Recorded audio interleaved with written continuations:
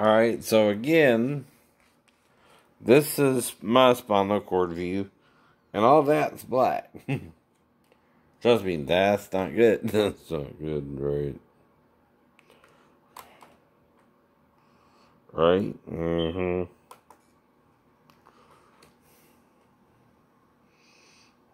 Mm-hmm. So...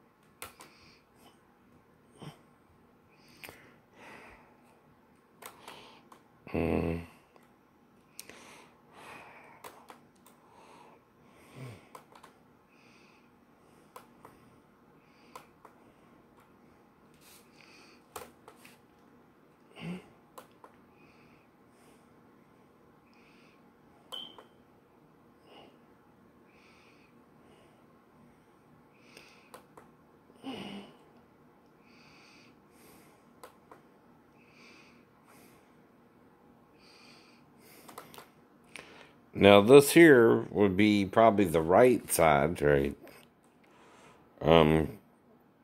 Yeah. This here, the left, all right.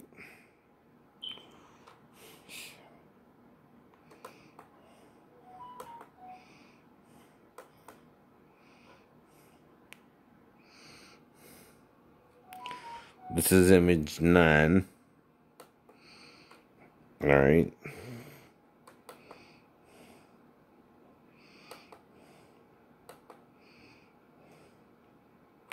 So this is degenerative disc disease, if nothing else.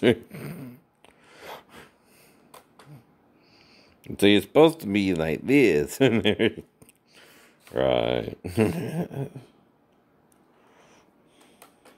Image. T1 weighted or T2 weighted? Good. T2 weighted. It's really bright. I have the intensity turned way up on this. Okay, there's the disc. So is this a young guy or an old guy, probably? This is a very young. This is actually a professional basketball player from Europe. And he was 23, 24 years old. So these are beautiful. But you see how much wider and okay, that's a little trouble. It's collapsed, right? It's not degenerated too bad, though. So this is more of a traumatic. He actually was in quite a traumatic accident. I'll give you that hint.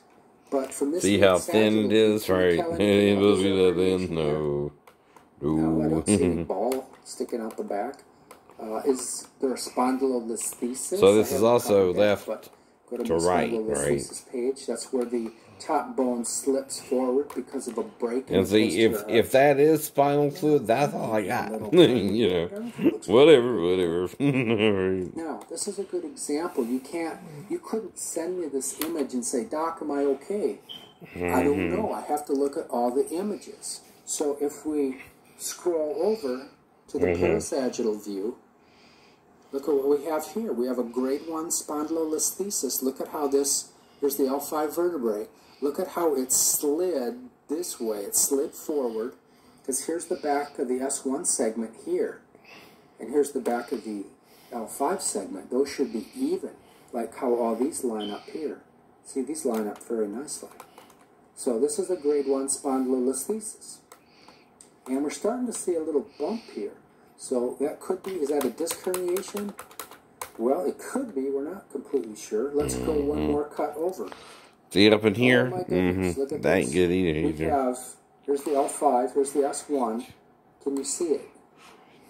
Well, here is a massive disc herniation that is far lateral. It's sticking right in the neural foramen. See, these foramen are all open up here. No problem. This is the only part, this little top corner of fat is the only thing that's open. So we have a massive disc extrusion that's happened in this basketball player and put him out for the season. Okay, we've reached the end of this video. I hope you've learned something about how to read your MRI. Again, this is not totally comprehensive. Go to my webpage, cargeek.com, and go on the tab entitled MRI, and you will find a wealth of information, and it goes into things much deeper than I presented here. If you're still confused about your own MRI, why not hire me to talk to you for an hour on the phone about it? I do offer a coaching service for that purpose, or if you're scheduled for surgery and you're not sure whether to try a microdiscectomy or endoscopic discectomy or a laser discectomy or a Perth procedure, the SED procedure, the nucleoplasty. Hello there, my name is Dr. Douglas Dillard. I'm the owner, founder, and editor of chirogeek.com. Welcome to another video. Today we're going to talk about lumbar disc herniations, and I'm going to try to cover this topic in under 30 minutes, and there is a lot of material here.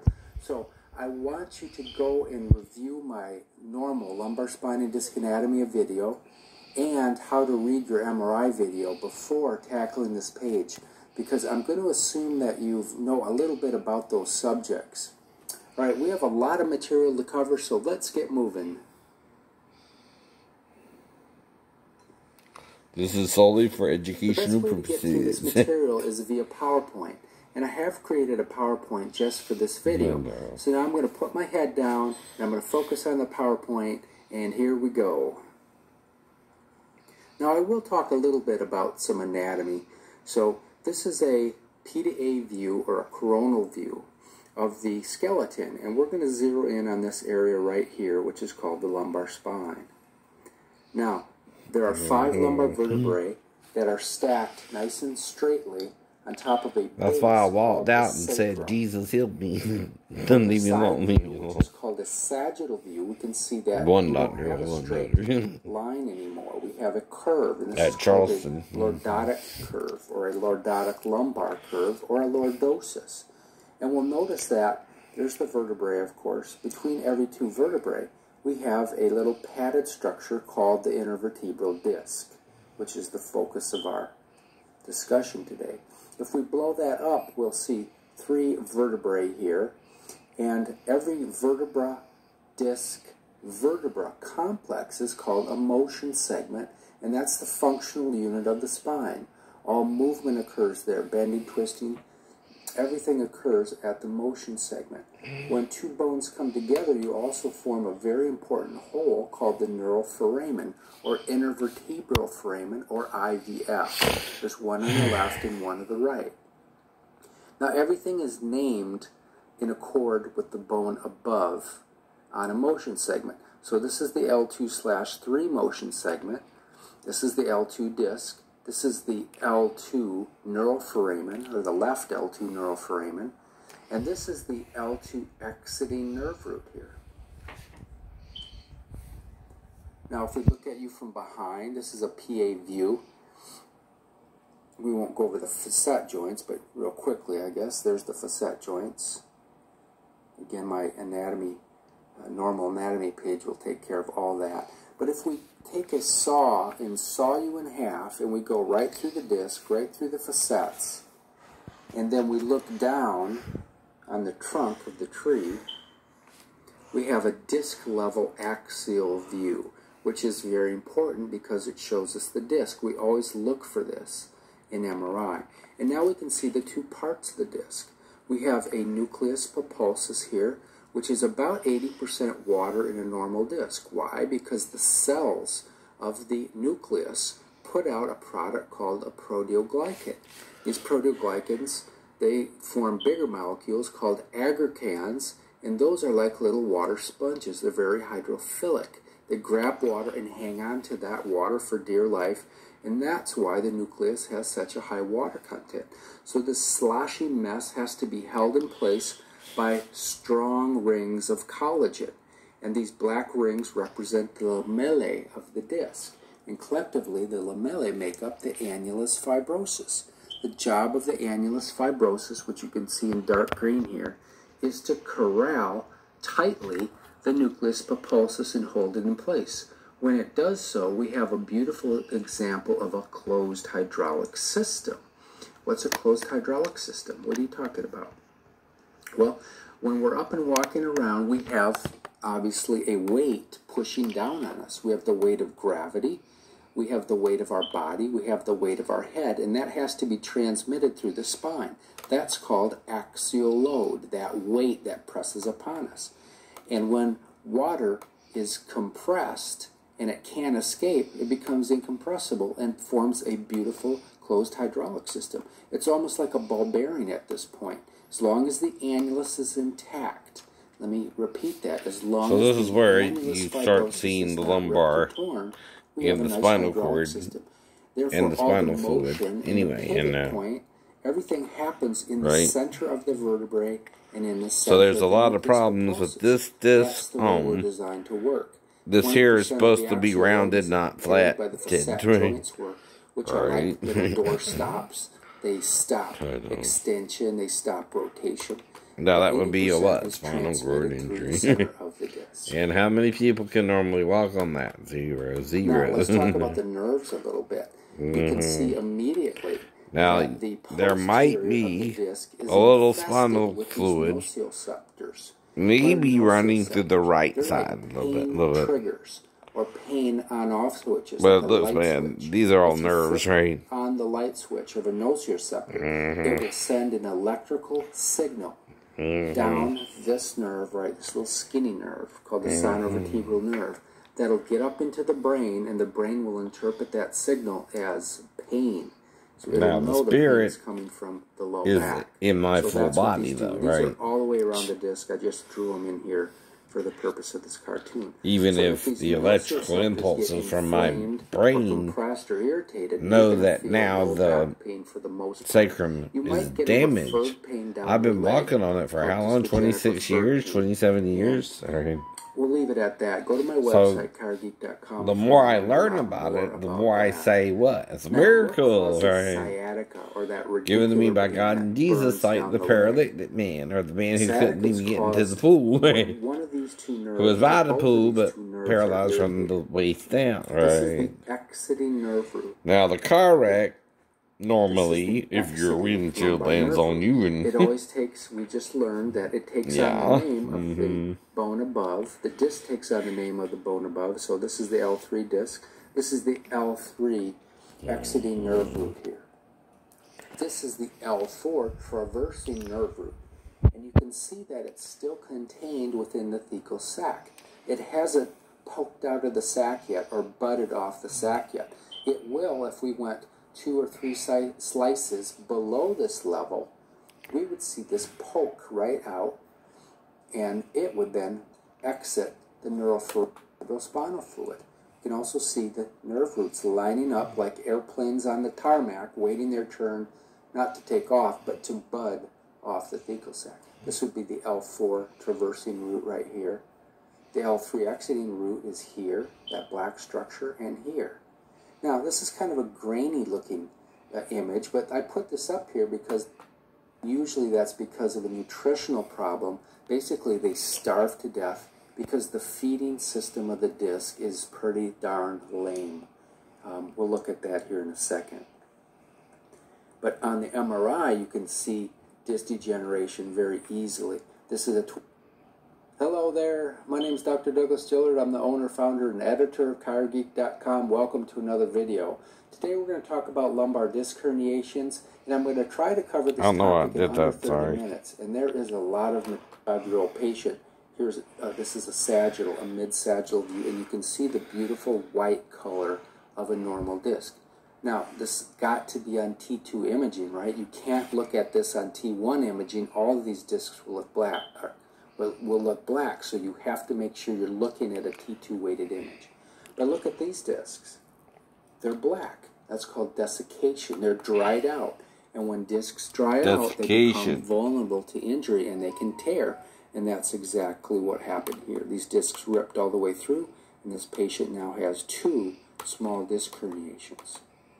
So, right here, alright, all this looks good up to here, right? Right. The sacrum itself. Then it's black. Right. See, here it looks okay, but this is the 5th lumbar, right? Right. So you got 1, 2, 3, 4, 5, right? So this is where the injury really begins. Why does the disc dry out? And real quickly, I reviewed this in my anatomy tutorial already, but these little tunnels right here, these little channels are very important. But see, right in the center, right in the bony implant, right here, there might be what some spinal fluid might be in and out of the disc occur. Remember, the disc is completely, almost completely avascular. See, it has a little tiny blood supply on the very outer periphery here. So it can get some, these outer disc cells are happy. They get feeding, or they get fed pretty good, and the waste is removed fairly well. But what about all these cells in here, and the cells in the nucleus? They have to get all their nutrients by diffusion, simple diffusion. And that's a very slow process. Their waste products have to be cleared from the disc. And it's a slow process. So this is a horrible, if you're a cell, this is probably the worst place right there. And if you look at this structure right here, that's one of the traversing roots. It's being tented. Call this tenting. So this patient had horrible sciatica, by the way. Okay, now here's an L3. T2 weighted or T1 weighted? Good, it's a T1 weighted. Let's check the posterior margin. It's a little bulging, isn't it? It's bulging and compressing the thecal sac here. So we have a bulging disc. I don't see any herniations. Here's the posterior arch. Here's the slingshot. Now, what are these structures right here? We haven't talked about that. Is that normal? That guy, that's ligamentum flavum right there. So this is an example of ligament. He ended up having a microdiscectomy, by the way, and did horrible pain on the top of his thigh. He ended up having a microdiscectomy, by the way, and did excellent from it. If we look at the sagittal view of the same patient, here's that disc level, the axial we're looking at. You can see you don't see much herniation if you're looking right here only. But if you look up higher, there it is up there. The fragment moved upward. Same deal here. This is a T1 weighted, you can see. And see the T.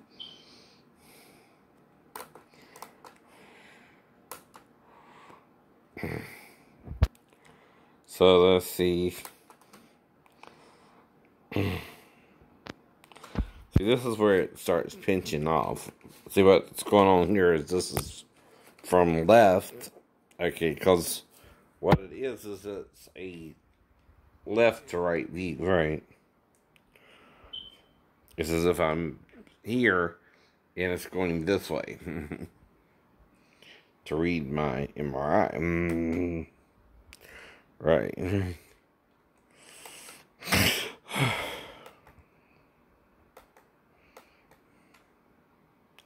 So again,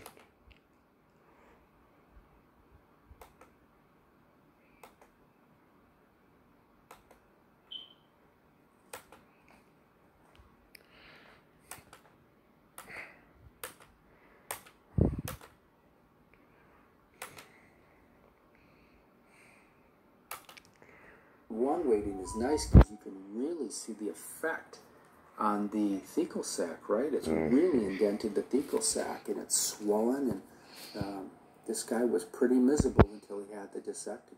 You can also see this little guy right here. So that's a small protrusion. This well, what can they do? Break it back in place? Surgery, and the patient did fantastic. So protrusions. Now, if I'm walking on it, do you re-break it or shit like that? I don't know. Depending on which research you read. No. Okay. T1 weighted? T2 weighted? T1. Good. This is a T2 weighted sagittal image. Now, we could look at this and say T1 this is pretty much a normal patient, right? See, he was wrong. This is a T1 weighted. See, L5. This is the front. This is the back. I was right. He was wrong. So we know it's a mid-sagittal cut. But see, we got a little slip here. The S1 segment is here. We check the back of the S1 segment. Then we compare that to the L5. You can see L5 has slid forward. So this is a grade 1 spondylolisthesis. The disc looks fine, right? So you send me this picture, I'd say the disc, you're no problem, no herniation. No, we just covered that. I would never say that. I want to see all your images.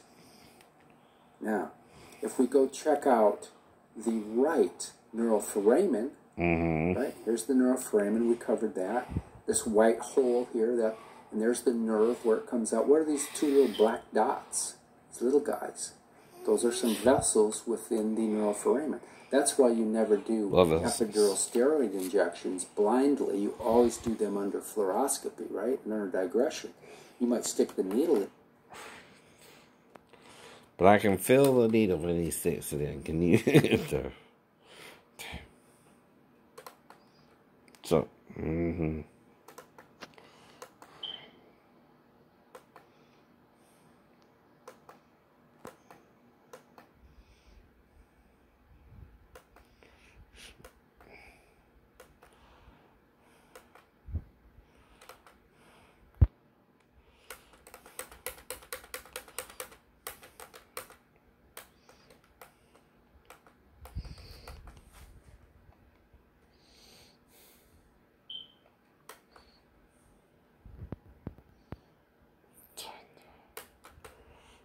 one of those veins, you inject the steroid or even the lidocaine into those veins, and you got big trouble. You could kill the patient. So you know, back on my soapbox, never have epidural steroid injections done without fluoroscopy. All right, but you can see the nerve, all the nerve roots are free and happy on the right. But now, let's go to the next view. Oh, here, yeah, this is the left neuroforamen. Everything looks fine here again, right? Uh-oh, what's going on here? Holy mackerel. We got a large disc extrusion, far lateral this time. This is a far lateral disc herniation that's filling the neuroforamen here. If you can't see it, I've drawn it in right here for you. But this was a professional basketball player from Europe who actually lost the whole season because of this. So, did not return. So, kind of like Larry Bird had this problem, and it really ended his career for the most part. I don't know if all this stuff in here is good either. Now, But the blackness here is degenerative disc disease, right? Again, go through the algorithm. Holy smokes, we got a really large, broad-based disc extrusion right here. He ended up having a I'm walking on it. No, you're walking on it. Discectomy, and did not do well. There's the teeth. So you can even see an annular tear. See the lightness here? It's a circumferential annular tear. This probably started out with just back pain. You can see that white area there. So, all right, that brings us to the end of this video. I hope you've learned something about lumbar disc herniations. Again, this is not totally comprehensive. If you want to learn a lot more about disc herniations, go to my webpage, chirogeek.com. Click on the disc herniation tab, and there you'll find a wealth of information.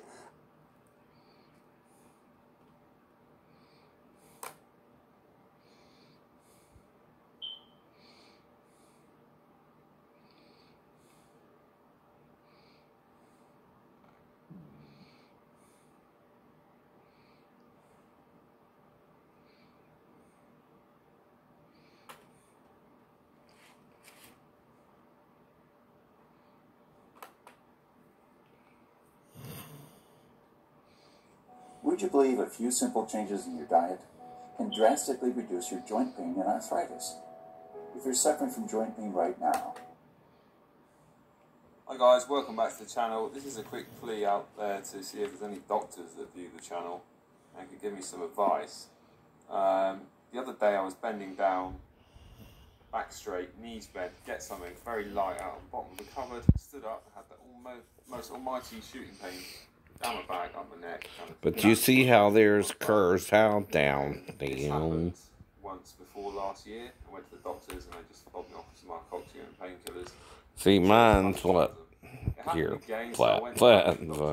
This year, a couple of days ago, and the doc said I'm maybe get an MRI. See, this one goes what? Down. I'm waiting for his report still, but being an engineer, I got hold of the films and I'm doing a bit of self-diagnosis, possibly with your help. So this is another patient's MRI, right? It's just off-center. So this is just to the left of center, L5S1 disc. Now the question is, in your opinion, is this herniated? It's trying to print. Well, obviously it's bulging, but do you think that's broken through the annulus? Is it right that these fibres are the nerve roots? I don't know, but this is where the localised pain is, apart from this kind of slight pain I've got in my arse and my legs. This seems to be where I'm getting the pain, and to me that looks definitely bulged, but I'm not sure if it's herniated. I'm not too worried about the colour either. So that was right to left view. L5S1. This appears to be a healthier disc further up. It's got more. We're going to look now at a lumbar spine MRI of a patient that has a disc herniation. And again, we see the side view, spinal cord ending here, nerve roots coming out, again the white being cerebral spinal fluid, the water. These are the vertebra, these are the discs. The L1, 2, 2, 3, and 3, 4 discs are normal. The white on the inside, the jelly's full of water, the dark plies of the tire, normal here.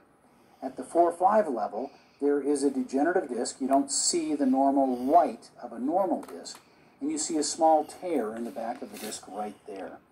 At the 5-1 level, it looks somewhat like the 4-5 level as it's dark in the disc, but you can see a complete rupture of the back of the disc and a disc herniation here, which is filling up the spinal canal. This is a typical disc herniation. You can look at it now from the top-down view, and we'll come down to the 5-1 level. No, better yet, we'll start at 3-4. And here is that jelly-filled donut, the normal jelly on the inside, the donut on the outside, the sac of nerves here. All of these black dots are the nerve roots. The back of the disc is flat to concave. This is normal. We come down from that level to the 4-5 level, and here's a small tear in the back of the disc. This is called an annular tear, but the nerves behind that tear are not compressed.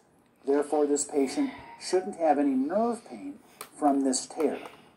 We come down to the 5-1 level, and here we see a massive herniated disc.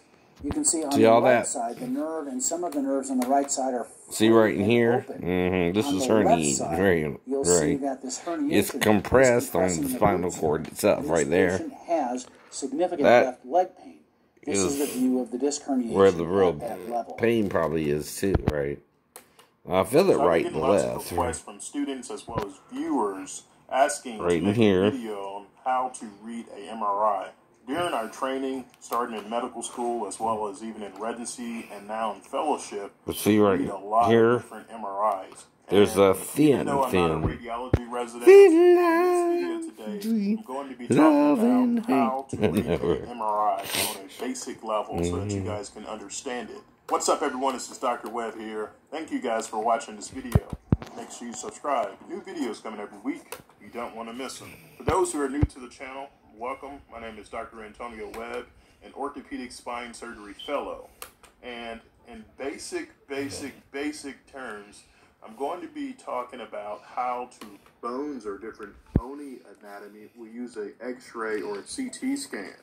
MRI uses a strong magnetic field with a series of radio frequency waves to render different contents within the body. There's different sequences that we can look at on an MRI scan. There's a T1 weighted sequence and there's a T2 weighted sequence. The different images will appear brighter or darker depending on which sequence you use and which structures that you're looking at. So for a T1 weighted sequence, the fat is usually bright, or we call it hyper-intense. The water is usually dark or hypo-intense. Usually in spine surgery, we look at the T2 weighted sequences, and this, the fat will be bright as well as the water will be bright. So any type of pathologies or inflammation, edema, infection, we look at the T2 weighted sequences and they should appear hyper-intense or bright. Usually T1 sequences are used to evaluate the signal intensity of the bone marrow.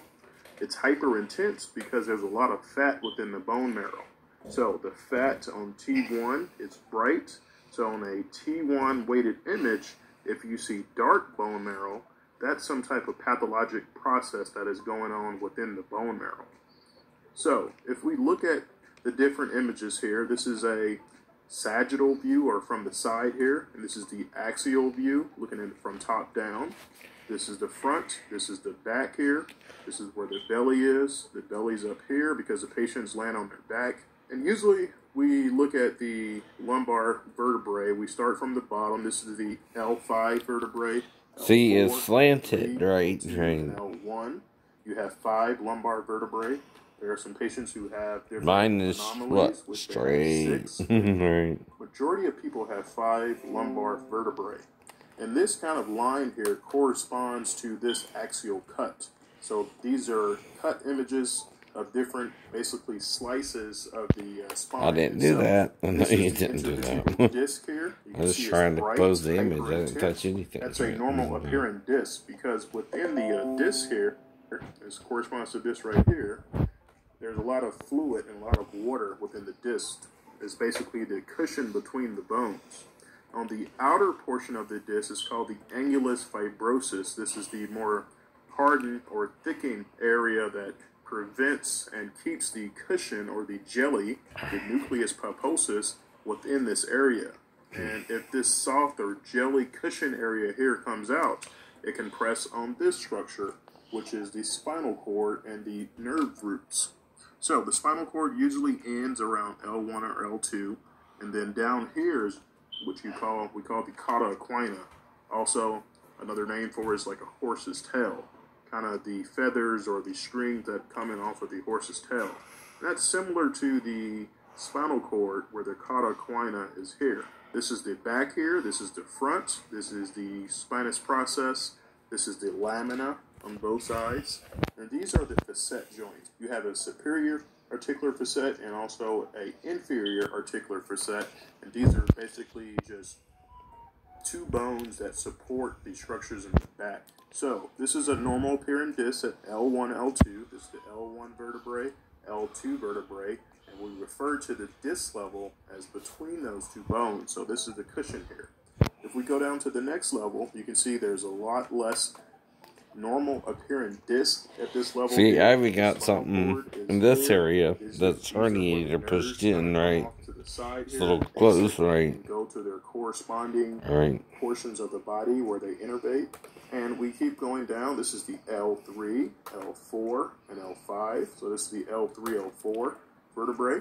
This is the L3, L4 disc level.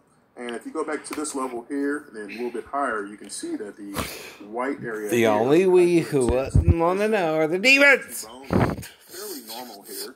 And right. We call this desiccation. You see it gets darker. As we age, these discs kind of See, dry Satan out, is feeding you thoughts and ideas. This is Jesus. Who you gonna listen to? This level has a lot less water content. One is the devil on your shoulder whispering in your ear. One is the angel of the Lord, right? Right kidney, this is the left kidney. Trying to save your butt from Satan. All it can do is forgive you. All Satan can do is condemn you. Right. This is the left side. Rest is up to you if you what? Repent or not. Repent or not. The aorta here and the inferior vena cava, the 2 big structures in the front of the belly. Confess your sins. If something happens, like I said, in the middle of the night, and a female comes on to me, all I got to do is confess it as soon as I go outside. If she was underage or whatever, right here in the annulus. Because she would have to have a fake ID to get in the door. See what I mean? Disc here. I wouldn't let her in. Less room for the nerves to exit, and this is a little highway that they exit right here, just like cars that are exiting off of the highway. The dural sac or thecal sac contains all the nerve rootlets here, and they come off and they exit. So they're exiting here, they're exiting here. So if we carry it down to the L4, L5 level, this is the 4th vertebrae, this is the 5th vertebrae. You can see the nerves have a little bit less room. We call that stenosis. There's less room, and there's structures that are pressing on the nerve. Usually when that happens, the patient's going to have pain, they can have discomfort, they can have weakness. And if we go down to the last level, L5S1, lumbar 5, this is the sacrum here. You can see that there's a large disc herniation. So this nucleus pulposus of the jelly has protruded out. We call that a disc herniation. And this is the left side of the body. This is the right. So it's pressing on the left nerve root at the L5S1 level. Usually when there's a disc herniation at this level here, L5-S1, it usually affects the S1 nerve root, or the sacral nerve root number 1. This nerve root is responsible for providing sensation to the outside of the leg, back behind the calf, the lateral side of the foot, and also the bottom of the foot. In addition, it provides motor innervation to plantar flexion of the ankle. So patients won't be able to stand on their tippy toes, or they may have pain or discomfort, just like you're pressing on the gas pedal to propel the car forward.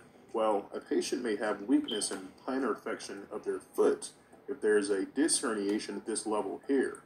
So the S1 nerve root, I would expect this patient would have pain, discomfort, maybe some numbness and tingling on the lateral side of the foot, possibly on the plantar surface of the foot, because if you look at the dermal map of the body, this is where the S1 nerve root would provide sensation.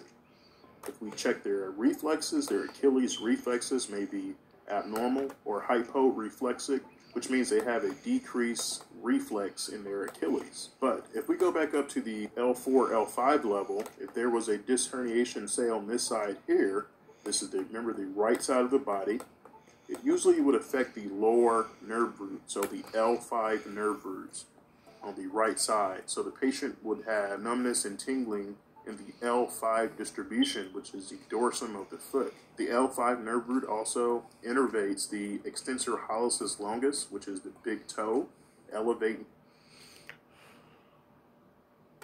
your big toe.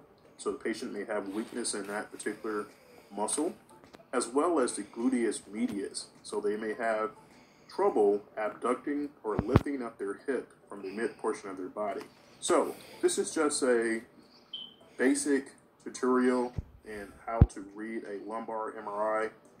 We usually get this to evaluate the spine as well as the spinal cord and nerve roots to see if there is some type of compression, also called stenosis. And when there is a disc herniation, say for instance there's one here on the left side at L5-S1, we do what's called a microdiscectomy, which means we take the patient to surgery, we lay them on their belly, we use a burr or some instruments to remove this.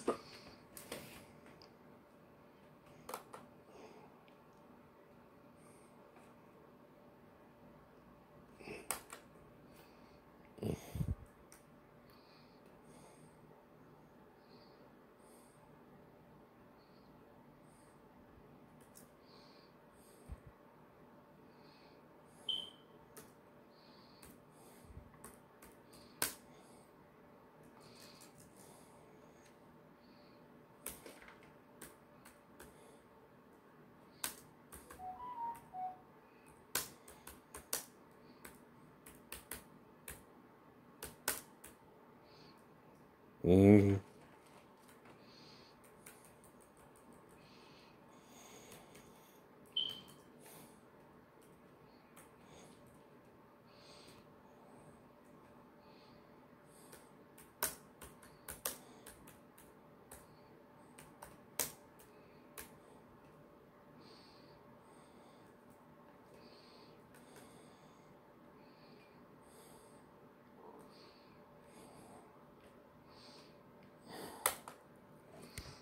Okay, that's enough. You see what I mean.